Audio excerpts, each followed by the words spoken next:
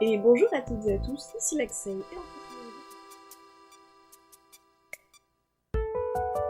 et on se retrouve aujourd'hui pour une nouvelle vidéo pour les lectures du mois de février.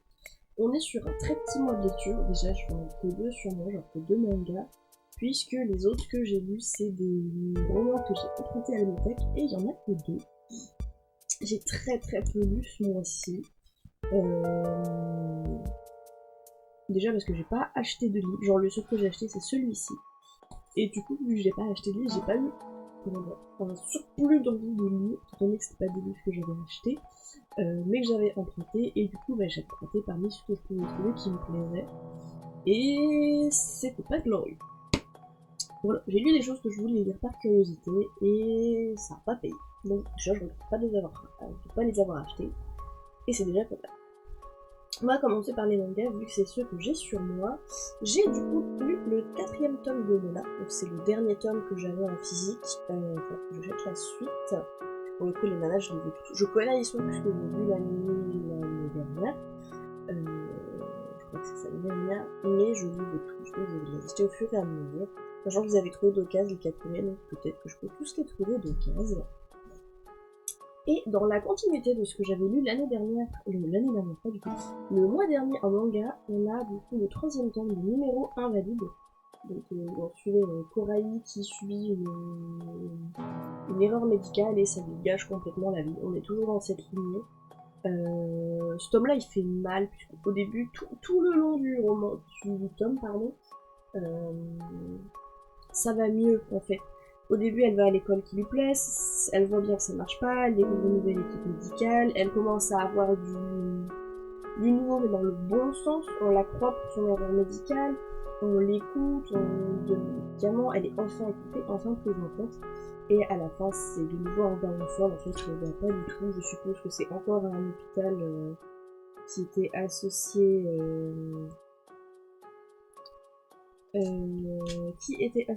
au premier, qui essayait juste du coup de cacher ses erreurs.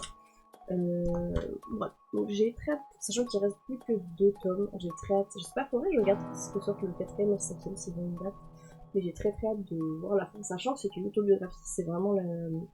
Coralie, je crois que c'est vraiment l'autrice. Qu'est-ce que c'est écrit? J'ai même pas regardé, mais il me semble que oui. Et on a du coup, j'avais jamais fait gaffe, mais du coup il y a une fleur différente sur chaque jaquette, et en fait, c'est écrit pourquoi dans le petit, là, vous voyez le petit plastique là, c'est écrit pourquoi. Mais il me semble que l'autrice et la dessinatrice c'est la même personne. Voilà, en tout cas c'est toujours aussi bien, toujours aussi intense, et toujours aussi horrible malheureusement. En termes de romans, du coup, je les ai pas avec moi. J'en ai lu 2. J'ai lu le 4e tome d'Hadès et Perséphone. À l'époque, j'avais acheté les 3 premiers en grand format, puis en fait, entre la sortie du tome 3 et du tome 4, il y avait un bon moment, et j'avais décidé de les vendre, de base pour les racheter en petit, quoi. Sauf que je les ai jamais rachetés, et je n'avais pas envie d'acheter le tome 4 juste pour avoir le tome 4 dans ma bibliothèque. Sachant que je crois que tout pas sorti en poche, le tome 4. Et du coup, j'ai recréé une carte médiathèque dans la médiathèque de ma vie il n'y a pas si longtemps. Et j'ai vu qu'il l'avait, donc je l'ai emprunté, comme ça j'avais pas besoin de l'acheter. Et je regrette pas de pas l'avoir acheté. C'est vraiment... quand je l'avais lu, quand j'avais lu les 3 premiers tomes, j'avais trouvé ça vraiment super bien. Mais c'était il y a 2-3 ans, c'était vraiment tout nouveau, c'était vraiment waouh, c'est trop bien, une romance mythologique incroyable. Mais en fait, ce qui me fait presque le problème, hein, c'est qu'il y a beaucoup de scènes de smut. Autant je déteste pas les scènes de smut, je trouve ça, déjà, quasiment tous les romans que je lis, il y en a. Mais là, il y a vraiment beaucoup, et beaucoup qui sont inutiles en fait. C'est-à-dire que tous les chapitres, s'il pouvait y en avoir une, il y en aurait une, et ça changerait rien à l'histoire. Et dans le tome 4, au début, Hadès et Perséphone ne sont pas ensemble, ils sont physiquement pas ensemble. Et je me suis dit, bon bah ils vont pas pouvoir, il n'y aura pas de scène de smut, ils sont pas ensemble, c'est pas possible.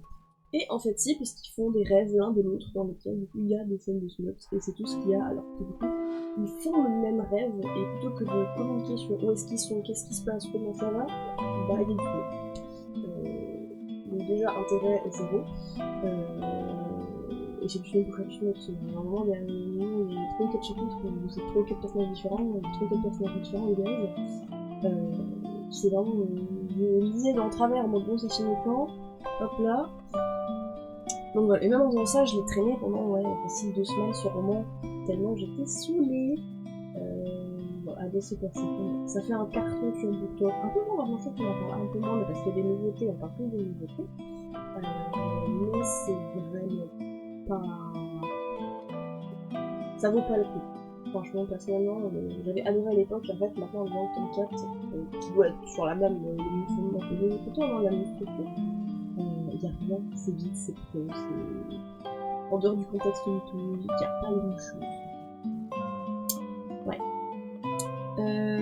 Et du coup, second livre, qui est également une déception, j'ai lu Le Conte interdit de Peter Pan. Pareil, c'était de la curiosité, j'en faisais beaucoup parler en mode oh là là, ces livres ils sont horribles, c'est affreux, et vous voyez vraiment déjà mal dormir, faire des cauchemars, chez qui, pas bien, parce que c'est horrible. Et en fait, il y a du trash, il y a des scènes qui sont trash, hein, je vais pas dire le contraire, mais c'est pas... Après, pardon, c'est ce que je disais avec mes amis, c'est que j'ai grandi là-dedans, moi je fais partie de cette génération qui a grandi en tant que artiste, avec les Light, avec Silent Hill, avec les avec tous ces jeux d'horreur, tous ces monstres hyper glauques, hyper flippants, hyper bien faits. Et j'ai essayé des trucs horribles sur Wattpad, je regardais des trucs chelous, j'ai vraiment grandi là-dedans, et du coup je pense que ce roman qui, à une époque quand j'étais enfant, quand j'avais 12-13 ans, ça aurait pu me choquer. Là maintenant, avec tout le recul que j'ai sur tous les trucs que j'ai déjà vus, c'est pas... ça m'a pas choqué. Mais c'est vrai que j'ai une amie qui a grandi dans un bon contexte, qui était pas cadré, qui, beaucoup de romans, alors elle est aussi de l'adaptation, ça va pas dire le contraire, mais qui aurait eu ça, juste elle aurait été dégoûtée, vraiment, je pense que pour elle, ça l'aurait affecté. Mais pour le coup, moi, tout interdit, j'en dirais pas d'autres. J'étais curieuse, je suis reçue là à la bibliothèque, j'ai fait pas le tournoi de voir. Après, vu que c'est pas tous les mêmes auteurs, c'est pas les mêmes auteurs que tous les contes interdits, à tout moment, il y en a qui sont bien écrits, qui sont vraiment battants. Hein. Mais du coup, j'ai plus cette curiosité. J'en ai eu un et que bof, j'ai pas la curiosité. Enfin bref, du coup, celui de Peter Pan, ça parle de... Ensuite, du coup, Crochet. C'est le surnom d'un détective qui a perdu sa main en Crochet. Qui vient d'arrêter le crocodile et qui est à la retraite, qui continue de passer sur les enquêtes, et un jour en passant, il tombe sur un cas qui est visiblement un cas de suicide, où c'est un jeune en ado qui s'est jeté d'un clocher, qui s'est écrasé son. Jusque là, bon, cas de suicide, ça arrive, hein, malheureusement. Sauf que, il y en a beaucoup en ce moment, et en fait, on apprend qu'il y a une nouvelle drogue qui circule, qui est très dangereuse, qui fait croire aux gens qu'ils pourraient s'envoler. Cette drogue qu'on appelle du coup la poussière, référence à la poussière bouffée de clochette. Et à côté de ça, on a Nina qui connaît notre détective, je ne sais plus pourquoi comment, mais qui a 3 enfants, du coup Wendy, Jean-Pierre et Michael, du coup les 3 enfants de Peter Pan qui partent avec Peter Pan dans le dessin animé, qui ont disparu, qui ont été vivants kidnappés, parce que autant les 2 frères ils sont un peu casse-cou, ils sont dans l'argent de se barrer, autant Wendy c'est une jeune fille exemplaire. Et Ouf commence donc à enquêter en tant que détective privé. Il va rencontrer Clochette, qui est une cinquantenaire dirigeuse de gang vraiment bizarre. Et du coup, elle finit par aller à Neverland. Et en fait, Neverland, c'est pas du tout comme dans le dessin animé. Neverland, c'est une maison de prostitution dans laquelle les prostituées étaient des enfants kidnappés, des enfants vendus, ce genre de choses. Et là-dedans, du coup, on retrouve Pan. Il s'appelle pas Peter Pan, il s'appelle juste Pan. Il tient son nom d'une flûte, et en fait, c'est une ancienne victime de Neverland. C'est un ancien enfant du truc. C'est lui qui a complètement brillé et tué tous les adultes qui s'y trouvaient. Il ne veut pas vieillir parce que dans sa tête, c'est des adultes c'est que des adultes qui font ce mal, c'est des adultes qui font ça aussi. Et en fait, il kidnappe des enfants pour avoir d'autres amis enfants qui voudraient ne pas vieillir avec lui, et il leur donne du coup de la poussière. poussière qu'il fait à base d'un champignon qu'il trouve, qui est très très rare, qu'il trouve, qui pousse justement uniquement à côté de Neverland. Et il est mixe de... C'est mauvais, ça va faire un petit frais, c'est pas grave. Du coup, ouais, son ingrédient secret, en fait, c'est les dents de lait des enfants. Et au contact de Wendy, du coup, qui est la seule fille de l'île, bah, il commence à éprouver du désir sexuel, et en fait, ça lui fait peur, parce que bah, ça veut dire qu'il grandit comme un adulte. Et ça part en cacahuète après. C'est vraiment très particulier, c'est du trash. J'aime beaucoup, c'est beaucoup du trash pour du trash. Même que Bordel, c'est pas ça, c'est du cul pour du cul. Là, ouais, vraiment sur quelque chose de trash pour faire trash, une clochette, elle meurt dans un truc. Ouais, il aurait juste pu la tuer, hein, non, il en fait un spectacle dégueulasse pour tout visiteur qui viendrait. Et bah, ce n'est pas une bonne fin, puisque bah, à la fin, le crocodile, du coup, qui est un homme cannibale, finit par se libérer de prison. Et retrouver du coup Hook avec ses enfants, et en fait, bah, il va les manger, c'est clair. On n'a pas la scène, mais c'est très très clair qu'il les bouffe, qu'il va les bouffer si c'est pas déjà fait. Et vraiment la scène se termine sur le camion renversé et un gamin du coup complètement drogué à la poussière qui sort du camion et voilà.